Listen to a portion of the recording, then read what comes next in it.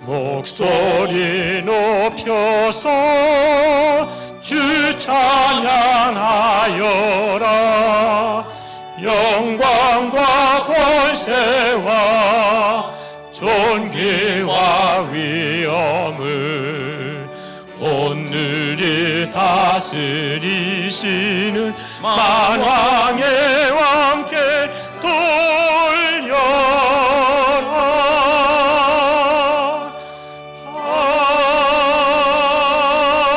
아멘.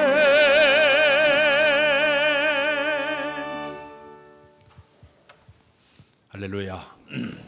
할렐루야. 사람들이 이 땅에 살면서 복을 받고 살기를 원하면서 살아가고 있습니다. 지난 명절 때 보니까 많은 분들이 저에게 문자 메시지가 오는데 보니까 복주머니 그림에다가 새해 복 많이 받으세요. 그래가지고 이래 보는 분들이 상당히 많이 있습니다. 우리나라 사람들이 복에 대해서 관심이 상당히 많이 있습니다. 그래서 중국의 영향을 받아서 그런지 모르지만은 대문 앞에서 크게 복자를 써놓고 복이 대문을 통해서 들어왔으면 좋겠다 써붙이기도 합니다. 어떤 분은 이불에다가 복자를 써가지고 이 복을 덮고 잔다 그래가지고 복을 덮고 자는 사람들도 있습니다. 숟가락에도 복자를 써가지고 계속 퍼먹으면서 살겠다고 그렇게 하는 사람도 있습니다. 얼마 전에 제가 이렇게 보니까 목사님들 걸어가는데 한 분이 오더니 복주리 사세요. 그래서 저한테 그렇게 하는 분도 봤습니다. 사람들이 얼굴을 이래 보면 복스럽게 생겼다고 그런 얘기도 하기도 합니다. 심지어는 이름을 지을 때도 복을 받기 위해 가지고 어떻게 합니까? 복지라, 복동아, 만보가, 수보가, 복자야. 그러면서 이 복자를 그렇게 많이 집어넣고 있습니다. 강아지 이름도 복시라고 이름 지은 사람들이 굉장히 많아요. 참 이렇게 우리나라 사람들이 복을 상당히 좋아하고 있습니다. 복이 뭘까요? 이 복이라는 뜻은 아주 좋은 운수를 갖다가 복이라고 그렇게 얘기를 하고 있지만은 사전에 보게 되면 복을 이렇게 소개하고 있습니다. 생활에 부족함이 없이 만족과 기쁨을 느끼며 사는 것이 복이다. 그렇게 이야기를 하고 있습니다. 그러나 우리나라는 옛날부터 우리가 세상을 살면서 사람들이 5가지의 복을 받으며 사는 사람들이 가장 복 있는 사람이라고 얘기를 하고 있습니다. 첫 번째는 수라고 얘기를 해서 오랫동안 장수하며 사는 것이 복이다. 그렇게 이야기를 하고 있습니다. 두 번째는 부라고 얘기를 해서 생활에 여유가 있어서 남들에게 꾸지 않고 여유 있게 아주 윤택하게 사는 것이 복이다. 그렇게 생각을 하면서 살아가고 있습니다. 세 번째는 강령이라고 얘기를 해서 몸이 건강해서 집안이 편하게 사는 것이 복이다. 그렇게 이야기를 하면서 살아왔습니다. 네 번째는 고종명이라고 얘기해서 하늘이 주신 명대로 살다가 죽는 것이 복이다. 그렇게 얘기를 하면서 살아왔습니다. 마지막에는 유호독이라고 얘기를 해서 윤리적 가치를 지니고 살면서 많은 사람들에게 존경받고 사는 것이 가장 복을 받는 사람이라고 그렇게 이야기를 하면서 살아왔습니다. 이것이 바로 우리의 인생을 살면서 복이라고 그렇게 소개를 하고 있는데, 신구약 성경을 보게 되면 이 복이라는 단어가 671번 나와 있습니다. 이 축복이라는 단어가 127번 정도 나와 있습니다. 하나님은 이렇게 사람들에게 우리에게 복을 주시기를 좋아하시는 분이에요. 또 우리 그리스도인들이 복을 누리며 살기를 원하는 것이 바로 하나님의 뜻이라는 것을 우리가 성경에서 만나볼 수가 있습니다. 신약과 구약을 보게 되면 축복장을 꼽으라 그러면 구약에 2군데가 있습니다. 첫 번째는 신명기 28장이 축복장이에요. 하나님의 복을 받게 되면 들어와도 복을 받고 나가도 복을 받는 이런 축복을 삶을 살게 된다. 그런 말씀이 들어가 있습니다. 잠언 3장 1절로 10절에 보게 되면 거기도 축복장이라고 얘기를 해서 우리 하나님을 잘 섬기게 되면 부귀와 영화와 건강과 장수의 물질의 여러 가지 복을 받는다는 것이 그 말씀 속에 들어가 있습니다. 그래서 신약을 보게 되면 축복장을 꼽으라 그러면 마태복음 5장이 바로 축복장이에요. 그런데 성경이 얘기하는 이 구약이 이야기하는 축복과 신약이 얘기하는 복이 달라요. 이 구약에서 얘기하는 축복은 현세적인 축복이에요. 이 땅에 살아가면서 우리가 여러 가지로 물질의 풍요를 누리고 만족하게 살고 세상적인 지위와 명예와 부귀와 영화를 누리고 사는 것이 축복이다. 이것이 바로 축복이 바로 구약에서 얘기하는 축복의 이야기입니다. 그러나 신약에서 얘기하는 축복은 달라요. 신약의 축복은 어떤 축복인가 하면 하나님의 백성들이 누리는 축복, 영혼이 잘 되는 축복을 얘기하고 있습니다. 마태복음 5장에 보게 되면 심령이 가난함을 통해 가지고 우리 마음속에 하나님 나라 이루어지는 것이 바로 축복이다 그랬습니다. 애통하는 사람들은 하나님의 위로를 받게 되는 복을 받게 될 것이다. 화평케 하는 사람들은 하나님의 아들이라 일컬음을 받는 그런 복을 받게 될 것이다. 온유한 사람들은 땅을 차지하는 그런 복을 받게 될 것이다. 마음이 청결한 사람들은 하나님을 바라보는, 하나님을 보게 되는 그런 복을 받게 될 것이다. 의에 줄이고 목마른 사람은 배부를 얻게 되는 복을 받게 될 것이다. 이게 구약의 축복은 물질의 축복, 부귀와 영화의 축복 얘기하지만 이 신약의 축복은 영적인 축복이에요. 그래서 내가 하나님과 세상을 살아가면서 그 하나님이 내 삶을 주관함을 통해서 영적 풍성한 삶을 사는 것이 바로 신약 이야기는 하는 축복의 이야기라고 볼 수가 있습니다. 그래서 하나님은 신구약 전체에 우리에게 주는 축복은 뭐냐? 이 두 가지 복을 다 받기를 원하고 있습니다. 이 땅에 살면서 물질의 복을 누리고 부귀와 영화를 누리고 존귀함을 받으면서 내가 이 받은 바 축복을 가지고 이웃을 위해서, 하나님을 위해서 아낌없이 베풀고 나누며 사는 것이 우리 그리스도의 삶의 모습이라고 성경은 이야기를 하고 있습니다. 더 나아가서는 예수 그리스도를 나의 구주로 마음에 영접해서 내가 영적인 복을 누리며 살면서 내가 영적인 누리는 아름다운 이 풍성한 삶을 다른 사람들에게 나눠주면서 그도 예수 믿기에 마다 영적인 복을 받고 은혜의 삶을 살게 하는 것이 성경이 우리에게 주는 하나의 축복의 역사가 되는 줄로 믿습니다. 오늘 우리 두 가지 복을 다 받아야 될 줄로 믿습니다. 육적인 복도 받고 영적인 복도 받는 삶이 우리에게 필요한 줄로 믿습니다. 그래서 우리는 축복의 통로에 따라서 우리는 축복의 통로이다. 다시 따라 나는 축복의 통로이다. 저 저수지에서 물을 가득 채워가지고 흘러내버려가지고 많은 밑에 있는 논이나 밭에다가 물을 나눠주는 것처럼 내가 축복을 받아가지고 내가 받은 축복을 이웃에게, 내 친구에게, 내 가족에게, 내 동료에게 축복을 계속 흘러내버려서 나 때문에 내 가정이 복을 받고 내 사업장이 복을 받고 내 삶의 모든 현장이 복을 받는 축복의 역사가 있어야 될 줄로 믿습니다. 하나님께서 아브라함을 선택을 할 때 목적을 가지고 선택을 했어요. 그를 처음에 선택할 때 이렇게 말씀 줬습니다. 내가 너로 말미암아 내가 너로 인하여 큰 민족을 이루고 내가 복을 주어 내 이름을 창대케 하리니 너는 복이 될지라.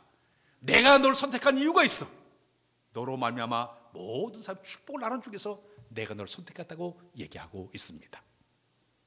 하나님께서 이 아브라함을 축복의 통로로 이제 사용하셔서 그 아브라함 때문에 얼마나 많은 사람들이 복을 받았습니까? 이스라엘 나라가 우리나라 강원도보다 조금 큰 나라예요. 조그만 나라입니다. 뭐 인구 국내에 사는 사람, 해외 사람 다 합쳐봐야 이제 1100만밖에 되지 않는 조그마한 민족이에요.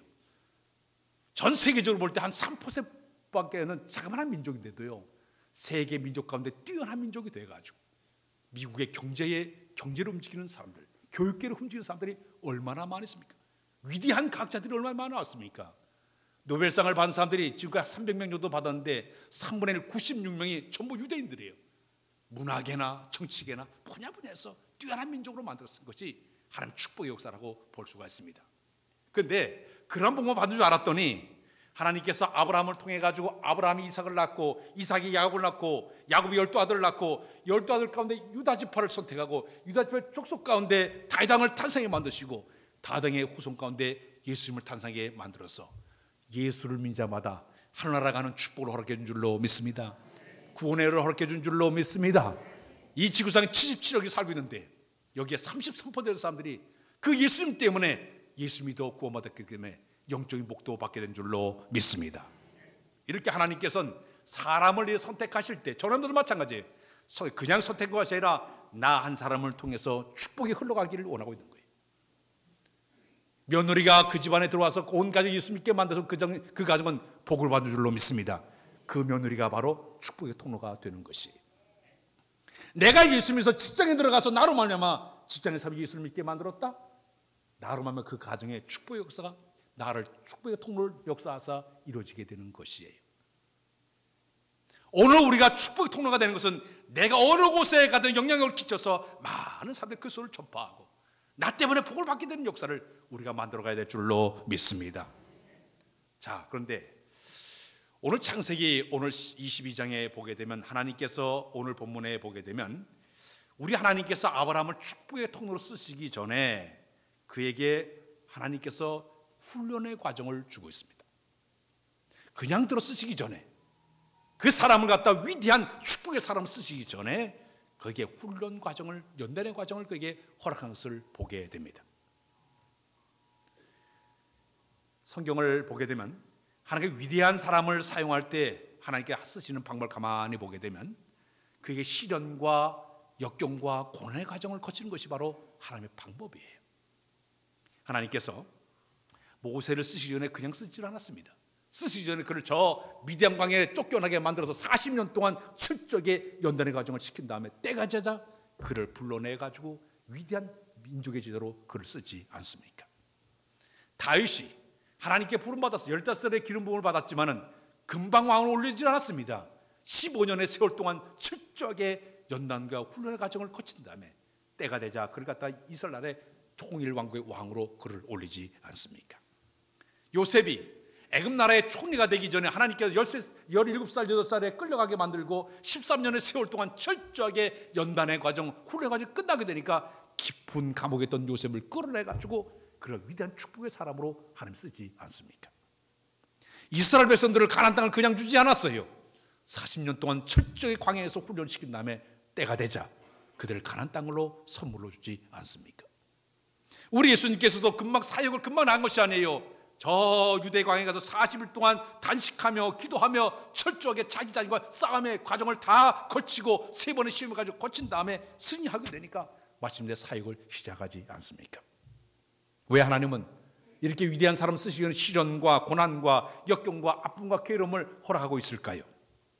그 이유는 그들의 믿음을 더 견고하게 만들기 위해서, 그들로 하여금 하나님을 더 의지하게 만들기 위해서, 육적인 불순종의 삶을 다 던져버리고 영적으로 순종의 사람 만들기 위해서 이런 과정을 하나님 허락하고 있다는 얘기입니다. 우리 하나님은 우리 그리스도인들이 온 시대에 자라는 화초보다는 비바람에 몰아치는 찬씨를 맺힌 야생화처럼 그렇게 자라나서 더 진한 향기를 드러나기를 원하는 것이 바로 하나님의 방법이에요. 오늘 여러분, 우리가 신앙생활하면서 나를 하나님 축복의 사람 쓰시기 전에 오는 고난과 시련의 과정이 있습니까? 연단의 과정이 있습니까? 우리에게 필요한 믿음이 있어야 될 줄로 믿습니다. 신앙으로 극복해야 될 줄로 믿습니다. 시편 119편 71절에 고난이 내게 유익이라 이로 말미암아 내가 주의 유예를 더 배우게 되었나이다. 고난이 유익이 되는 여러의 삶의 모습이 되어야 될 줄로 믿습니다. 카프카 부인의 글 가운데 광야의 샘이라는 글이 있습니다. 그 내용을 보게 되면 그분이 이렇게 누에 고치가 구멍을 뚫고 나와가지고 나비가 돼서 홀홀 날아다니는 그런 모습을 보게 되었습니다. 고치에서 빠져나올 때 보니까 그 구멍이 바늘구멍이에요. 좁은 구멍을 막 삐집고 나오더니 툭 빠져나오기만 하면은 여기는 이게 나비가 돼가지고 홀 공중에 날아다니는 거예요. 그 모습을 바라보면서 어떻게 저 좋은 구멍 중에 빠져나올까? 근데 한 번은 자기 가만히 보니까 그 삐져나오는 과정이 너무너무 힘들어 보여가지고 너무 구멍이 작아가지고 가위를 가지고 조금 넓게 해줬습니다. 그랬더니 이 녀석이 쭉 빠져나오긴 나왔는데 나오더니 날아가지 않고 방에서 날개 옆에 빙빙 돌고 날아가지를 못하는 거예요. 그 모습을 바라보면서 그가 느낀 것은 이 나비가 이 누에 꼬치를 조그만 구멍을 통과할 때 그 구멍을 통해 가지고 몸의 모든 영양분을 날개가 확 힘을 누게 된다. 그 과정을 빠져나오면서 날개 힘을 주다 보니까 빠져나오라니까 홀홀 날게 되는 거다. 그러나 쉽게 빠져나온 것은 날아가지도 못하고 방을 빙빙 젖은 몸을 가지고 돌아다니는 그런 모습을 보게 됐다는 얘기입니다. 좁은 구멍 같은 시련과 아픔과 고난, 이것은 바로 축복의 통로 나가는 하나의 과정이 되는 걸 믿으시길 바랍니다. 하나님은 우리에게 더 큰 축복의 사람, 위대한 사명 쓰시기 전에 아픔과 시련과 어려운 과정을 통해서 나를 연단시켰어. 위대한 믿음의 사람으로 쓰신 것이 바로 하나님의 방법이 되는 줄로 믿습니다. 오늘 본문의 아브라함은요, 하나님 3가지의 시험의 과정을 그에게 허락해 줬습니다. 첫 번째는 우리 하나님께서 그를 처음에 선택하실 때 너는 내 고향과 친척과 아비집을 떠나서 내가 너에게 보여줄 땅을 향해서 나가라 그럴 때에 생각해 보십시오. 과거에 살았던 그 편안한 삶을 뒤로 하고 고향도 친척도 아비집을 다 뒤로 하고 떠나는 결단의 믿음을 그에게 딱 그에게 요구했습니다. 그때 아브라함은 믿음을 가지고 출발했습니다. 두 번째, 그는요, 하나님 75세에 그 약속을 주기를 내 자손이 하늘의 별과 같이 바닷가의 모래같이 내 자손 힘이 많아지리라 약속의 말씀을 들었어요. 그러나 75세의 그 약속을 듣자 나이는 점점점 늙어가더니 25년 동안 자녀 얻기까지 참고 기다리고 100세가 돼가지고 자녀를 얻지 않습니까? 참고 인내하는 훈련의 과정을 그에게 허락해 주었습니다. 그러더니 오늘 본문에 보게 되니까요, 더 힘든 시험을 그에게 허락해 줬습니다. 연단을 허락했습니다. 그게 뭐냐? 100세 얻은 자녀를 갖다가 죽여서 나에게 번제로 드려라. 이것이 아브라함에게 세 번째 준 하나의 연단 훈련의 과정이었습니다. 근데 오늘 이 본문 1절, 우리 다 같이 1절 다 같이 읽겠습니다. 1절 시작. 그 일 후에 하나님이 아브라함을 시험하시려고 그를 부르시되 아브라함아 하시니 그가 이르되 내가 여기 있나이다. 오늘 본문 가운데 중요한 단어가 하나가 들어가 있습니다. 그것이 바로 시험이라는 단어가 들어가 있습니다. 그 일 후에 하나님이 아브라함을 시험하시려고 하는 말씀이 들어가 있습니다. 시험, 성경을 보게 되면 시험은 두 가지로 이야기를 하고 있습니다. 하나는 사탄이 우리에게 주는 시험이 있습니다. 사탄이 주는 시험을 영어 성경을 보게 되면 템프테이션이라는 말을 쓰고 있습니다. 사탄이 주는 시험은 유혹, 미혹이란 말이에요. 유혹과 미혹이란 말이에요. 하와에게 나타나서 그 시험을 줬던, 유혹했던 그 사탄은, 마귀는 유혹해서 미혹해서 죄를 짓게 하고 있습니다. 우리 예수님을 시험하게 나타난 그 마귀는요, 예수를 미혹하고 미혹하는 자라고 얘기하고 있습니다. 템프테이션. 이건 사탄이 주는 시험의 모습이에요. 이 사탄이 주는 시험의 목적은 어디 있는가 하면은 이 사람으로 하여금 육신적인 종욕과 암흑의 종욕과 이 세상에 빠지게 만든 다음에 미혹을 해가지고 그가 하나님과 멀어지게 만든 다음에 결국은 파멸로 지옥을 끌고 가는 것이 사탄의 전술 속에 들어가 있습니다. 그러나 성경은 오늘 본문에 나오는 아브라함에게 준 시험은 테스트라는 말을 쓰고 있습니다. 따라서 평가. 하나님이 우리에게 준 시험은 어떤 시험인가 하면 평가하는 시험이에요. 학생들이 학교에서 공부하게 되면 이제 1년 동안 공부가 끝나게 되면 학년말 고사를 보게 됩니다. 3년 동안 고등과정, 중등과정의 모든 시험을 봐요. 그 시험을 테스트란 말을 씁니다. 그 시험 보는 이유는 내가 지금까지 얼마만큼 알고 있느냐, 내가 지금까지 배운 모든 걸 얼마만큼 내가 알고 있느냐, 이걸 알아보기 위해서 시험을 보게 되는 것이에요. 하나님도 성경에 보게 되면 우리를 시험하는 이유는 뭐냐 하면 우리의 믿음이 얼마나 견고한지, 우리의 신앙이 얼마나 이름에도 불구하고 흔들리지 않는지 이거를 테스트하기 위해서, 평가하기 위해서 때로 우리에게 시험을 줄 때가 있습니다. 하나님이 지금 아브라함에게 준 이 시험은 분명한 목적이 있었습니다. 내가 나를 얼마나 의지하느냐, 내가 나를 얼마나 사랑하느냐, 내가 얼마나 믿음으로 순종하느냐, 이 신앙을 점검해 보기 위해서, 평가해 보기 위해서, 그에게 시험하기 위해서 내 아들을 데리고, 이삭을 데리고 올라와서 나한테 번제로 드리라고 그에게 요구를 하고 있습니다. 하나님의 시험을 보게 되면, 하나님 우리 평가할 때 보게 되면 최선의 상태, 최상의 상태로 만드시기 위한 이유인데 우리에게 뭐를 요구하냐? 얼마나 인내하겠느냐, 얼마나 나를 의지하겠느냐, 내 믿음이 얼마나 성숙하냐, 이걸 평가하기 위해서 때로 우리에게 시험을 줄 때가 있다는 얘기입니다. 사탄의 시험의 모습을 보게 되면 인간 눈으로 볼 때는 사탄이 준 시험의 내용들을 다 보면 얼마나 아름다운지 몰라요. 얼마나 매력적인지 몰라요. 사탄이 준 시험은 얼마나 논리적이고 합리적이고 상식적인지 몰라요. 예를 들어서 이 주일날 돈 되는 일이 더 중요하지 무슨 교회 가는 일이 더 중요하냐? 이게 맞아요. 상식적으로요. 돈을 벌어야 신앙생활을 잘하지. 이런 마음 품게 만들어가지고 신앙과 별개의 모습으로 사는 사람들이 얼마나 많이 있습니까?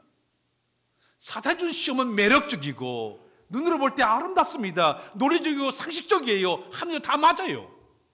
틀린 게 아니에요. 그러나 우리 하나님의 시험을 모습을 보게 되면 인간의 상식과 논리를 뛰어넘는 게 굉장히 많이 있습니다. 생각해 보십시오.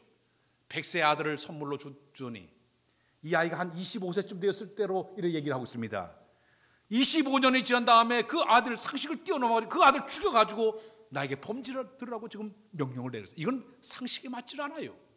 논리적으로 맞질 않아요. 이걸 지금 하나님께서 아브라함에게 요구를 하고 있다는 얘기입니다. 욥이 시험을 얼마나 당했습니까? 그는 동방 나라 가운데 최고 부자였습니다. 근데 어느 날 갑자기 그 재산이 다 날아가 버리고 알거지가 되고 말았습니다. 자기 10명의 자녀가 집이 확 무너져 가지고 다 죽고 말았습니다. 심지어 자기 자녀 피부암에 걸려가지고 기왓장으로 자기는 벅벅 끓는 자리까지 떨어지고 말았습니다. 그래서 죄를 졌기 때문에 그러냐? 아니에요. 성경에 보게 되면 그는 하나님을 정말 잘 경외했습니다. 정직했습니다. 오히려 악에서 떠난 사람이라고 했어요. 의로운 사람, 이렇게 깨끗한 사람인데 그런 시험을 다, 우리 상식적으로 안 맞아요. 논리적으로 안 맞아요. 그런데도 이 욥에게는 그런 시험거리가 있었다고 얘기하고 있습니다. 마찬가지로 하나님은 이 세상에 우리 신앙생활할 때 사람들마다 다 구분을 져서 시험을 주고 있습니다. 그 사람의 특징, 그 사람의 기질, 그 사람의 믿음의 상태, 그 사람의 삶의 상황을 따라 가지고 각각 다르게 그 사람의 시험 문제를 내고 있다는 얘기입니다.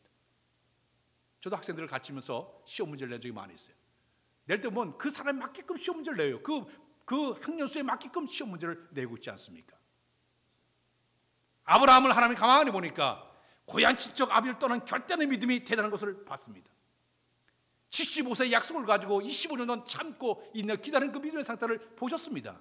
그러니까 이제는 그가 이제 이 아들까지 들 만한 그 믿음이 있는 걸 알기 때문에 그의 시험 문제를 낸 거예요. 네 아들을 끌고 와서 나에게 번제로 들어라. 시험 문제를 그에게 낸 것입니다.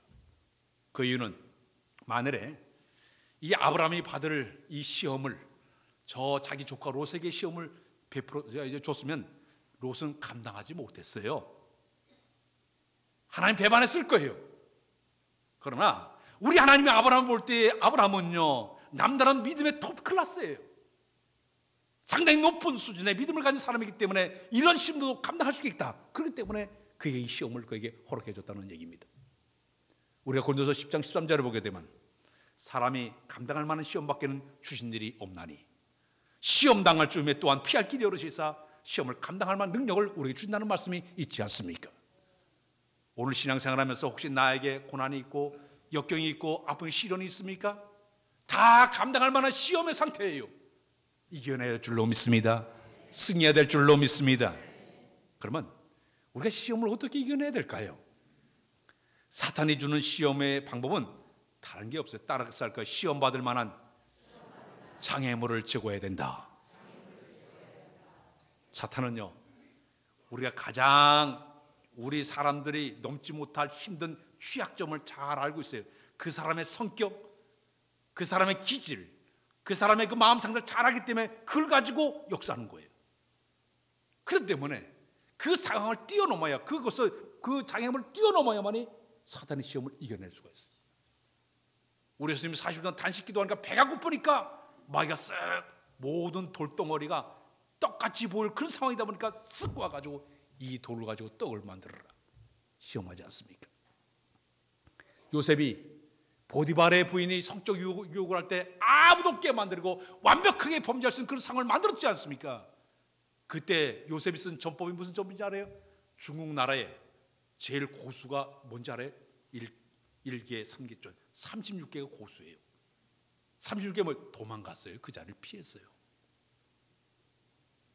사랑하는 여러분, 사단의 시험의 방문, 시험하는 요인을 제거하고 피할 때 승리하게 될 줄로 믿습니다. 그러나 성경을 보면 하나님이 우리에게 주신 시험은 달라요. 오늘 아브라함을 통해 우리에게 주신 말씀에 하나님 주신 시험을 이기는 방법은 따스할까요? 정면 돌파. 아브라함은 하나님께서 자기에게 준 시험을 어떻게 이겨낸가 봤더니 회피하거나 도망하거나 자정이나 회에 빠지는 것이 아니라 정면 돌파를 향해서 뛰쳐나가고 있습니다.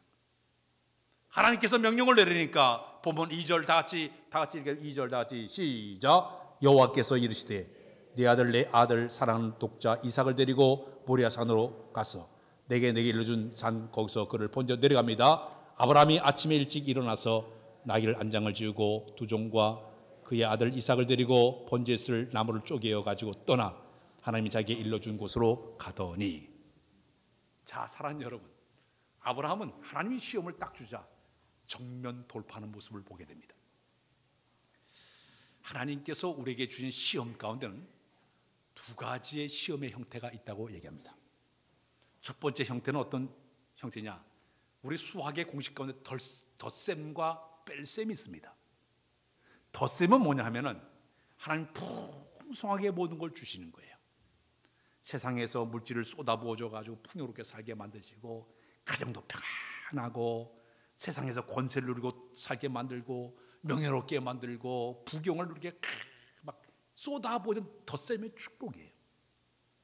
근데 예를 들면 사울 왕에게는 왕의 자리까지 올라가게 만들고, 부경을 누리게 만드는, 권세를 누리게 만드는 그런 복을 그게 쏟아부어줬습니다. 솔로몬은 지혜만 주신 것이 아니라 부경을 누리게 만들고, 부인이 천명되게 만들어가지고 세상의 모든 것을 누리게끔 만들고 그게 쏟아부는 복을 주었습니다. 그러나 중요한 것은 성경 말씀대로 얘기하면, 그러므로 선줄로 생각한 사람은 넘어질까 조심하라. 사울왕은 그 덧셈에, 하나님께 주신 덧셈의 축복을 받은 다음에 간직을 못했습니다. 그것을 제대로 사용하지를 못했습니다. 엄청난 부경을 그걸 잘 관리를 할 줄 알아야 되는데 그걸 관리하지 못하다가 하나님께 버림을 당하고 말았습니다. 솔로몬 왕도 덧셈 축복을 많이 받았지만은 관리를 못했어요. 그 때문에 그는 나를 둘로 쪼개버리는 우상을 섬긴 죄로 떨어지고 말았습니다. 그러나 두 번째 뺄셈의 하나의 시험이 있습니다. 신앙생활을 그렇게 잘했는데 갑작스럽게 사고를 당한다든지, 갑자기 직장에서 실직을 당한다든지, 그렇게 튼튼했던 사람이 갑자기 건강을 잃어버렸다든지, 그렇게 잘 나가는 사업장이 부도를 맞았다든지, 그렇게 권세를 주면서 하루아침에 그냥 낙동강으로 뚝 떨어진다든지, 내가 살았던 사람이 세상을 떠난다든지, 잃어버리는 뺄셈의 그런 시험이 우리에게 올 수가 있습니다. 이때도 하나님께 우리를 갖다가 좀 테스트하는 거예요. 내가 그럼에도 나를 사랑하느냐, 그럼에도 내가 믿음을 버리겠느냐, 이것을 우리에게 요구할 때가 있습니다. 덧셈과 뺄셈의 시험 가운데 있을 때 우리에게 중요한 것은 그럼에도 불구하고 이겨내는 믿음이 우리가 필요한 줄로 믿습니다. 그런데 지금 여기 아브라함이 주신 시험은 지금 뺄셈의 시험입니다. 손해되는 시험이에요. 지금 뺄셈의 이런 시험을 통해서 자식을 주더니 지금 뺏어가려고 하고 있어요. 100세의 아이삭을 주었더니 지금 뺏어가려고 하고 있어요.